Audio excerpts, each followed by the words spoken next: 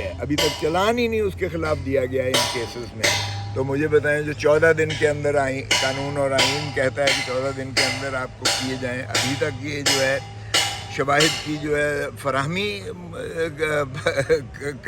کرتے ہوئے ابھی تک جا رہے ہیں. اور پھر جب اگر سرگودے کی عدالت جو ہے انہی 2 گواہوں کو, جو ASI انڈر ٹریننگ اور ایک ہیڈ کانسٹیبل, جنہوں نے جو ہے Imran Khan former prime minister کے ڈرائنگ روم میں گھس کر جو ہے وہ سازش کے بقول ان کے انہوں نے الفاظات سنے ہیں, تو اگر اس کی بنیاد پر ایک سرگودے کی جو ہے دہشت گردی والی عدالت, انسداد دہشت گردی عدالت بری کرتی ہے 2 کیسز میں اور کہتی ہے کہ یہ گواہان جھوٹے ہیں, یہ لکھتی ہے کہ یہ اس طرح سے ممکن ہی نہ ہے کہ جو 2 آدمی ASI کی لیول کا اور ہیڈ کانسٹیبل لیول کا prime minister, former prime minister کے ڈرائنگ روم میں گھس کر وہ جو ہے اس طرح سے ان کی اندرونی باتیں کو سن کر آشکارا کرے, یہ ممکن ہی نہیں ہے.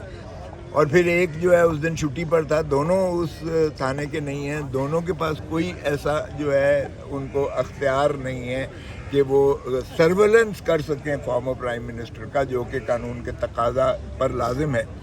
دونوں جا کے نہ کوئی رپٹ مارتا ہے نہ کوئی پرچہ درج کرواتا ہے, حالانکہ یہ سازش برائے بذات ہی ایک جرم ہے 120 سیکشن میں تعزیرات پاکستان کی. ان کی شواہد جو مسترد ہوتے ہیں دوسری عدالتیں, اس بیچارے کو تو شلب کر دیا جاتا ہے, عباس کو, اس اینٹی ٹیررزم کورٹ کے جج صاحب کو, اور اس کی جگہ کوئی اور لایا جاتا ہے اپلائیبل, اور وہ پھر ٹھاٹھا سزائیں دینا شروع کر دیتا ہے. کھوسا صاحب کل کوئی امید ہے چیف جسٹس صاحب سے کہ کل اس معاملے میں کوئی آپ کو ریلیف مل سکے؟ دیکھیں, ابھی تو انہوں نے کہا ہے کہ ایک انڈیکیشن دے گئے, اگر وہ ٹھیک ہوئے تو سنیں گے. اس کا مطلب یہ ہے کہ وہ ظاہر ہے کہ اس کو تو کوئی بڑی زیادہ ہی کوئی وہ تکلیف دی گئی ہے, اس لیے کل بھی وہ ٹھیک نہیں ہوں گے.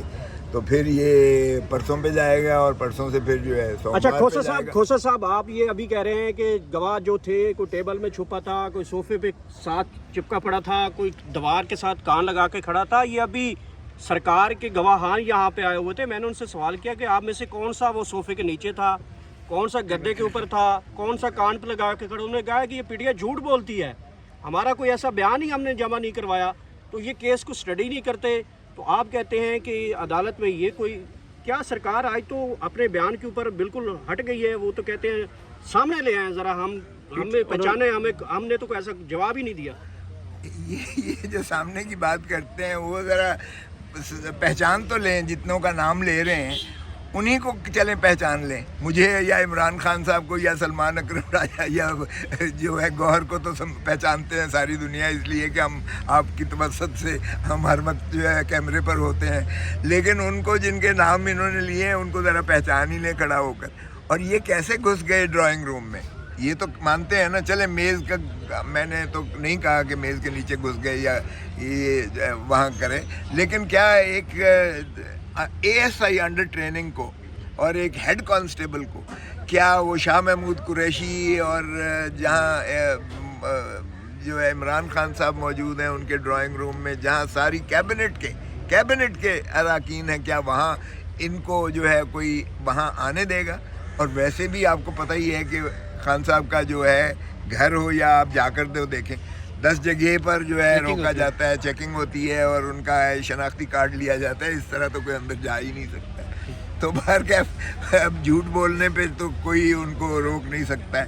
ظاہر ہے انہوں نے اپنی ترقیاں لینی ہیں, انہوں نے پتہ نہیں کیا کیا مراحت لیے ہوں گے, اس کو تو میں نہیں تردید کرتا. لیکن خود جج صاحب نے, عباس جو ہے anti terrorist anti terrorism court سرگودے کا جج لکھ رہا ہے, ان کو مسترد کر رہا ہے, تو پھر دوسرا جج ان کو کیسے یقین بلیو کر سکتا ہے؟ یہ تو ایک مسلمہ اصول ہے کہ اگر ایک عدالت نے مسترد کیا ہے تو دوسری عدالت اسے تسلیم نہیں کر سکتی, اور نہ ہی دوسرا کیس چل سکتا ہے. آرٹیکل 13 میں ڈبل جیپرڈی میں آ جاتا ہے. یہ ایک دفعہ جب ٹرائل ہو جائے تو پھر دوسرا ٹرائل نہیں ہو سکتا, نہ ہی ان کو سزا ہو سکتی ہے.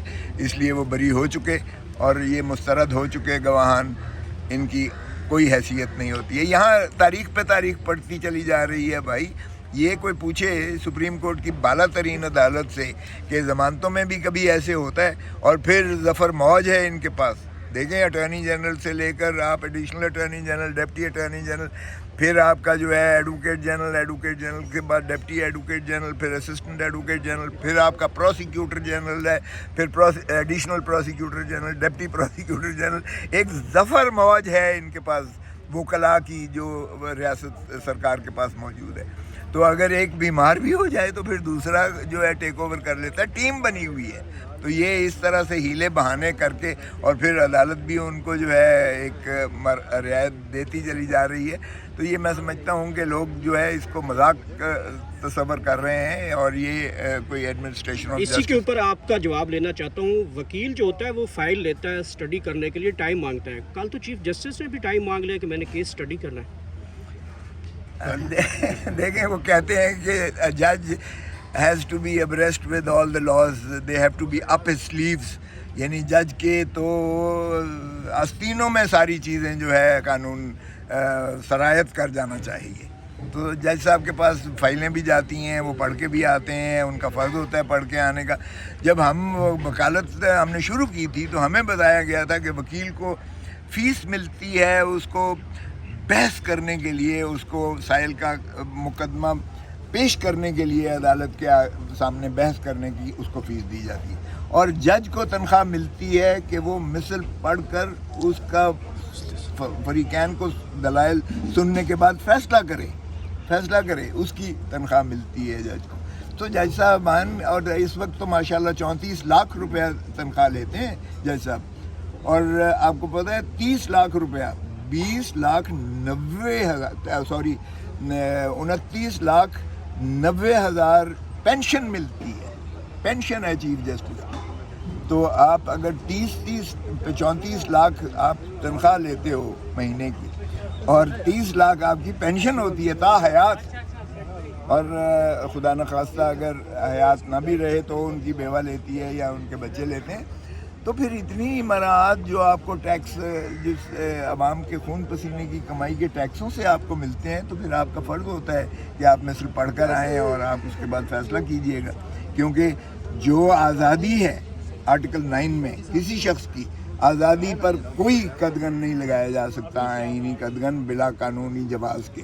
تو یہاں تو عمران خان کی آزادی سلب کی ہوئی ہے ریاست میں، سرکار نے، اور جہاں آزادی سلب کی جائے اس کا مطلب ہے زندگی آپ نے ان کی سلب کی ہوئی ہے. تو اس پر تو کوئی کمپرومائز ہونا ہی نہیں چاہیے. تو چیف جسٹس صاحب سے ہم التماس کرتے ہیں کہ خدا قوم ساری دیکھ رہی ہے، ضمانت ہوتے ہوئے دیکھ لیں اس کیس میں. میرا خواہش تو ہے یہی ہے کہ یہ ضمانت لیں، کیونکہ اگر ریمانڈ کیا انہوں نے، واپس بھیجا، تو پھر تو آپ سمجھ لیں کہ اس کا مطلب یہ ہے کہ ادھر سے ادھر دھکے دینے والی بات ہے. پھر تو اس کو جو ہے رولنے والی بات ہے، پھر انصاف کا مذاق اڑانے والی بات ہے، پھر تو انصاف کی دھجیاں اڑ جائیں گی اگر یہ کرنے جا رہے ہیں یہاں سے سپریم کورٹ سے بھی. کیونکہ ریمانڈ کا تصور نہیں ہوتا ہے جہاں آپ کے پاس موجود ہے، آپ کے پاس ضمانت کیس میں ریمانڈ کا تصور ہوتا ہے. باہر کیف آپ کل دیکھ لیں گے. اوکے، تھینک یو، بہت شکریہ. Thank you. السلام علیکم.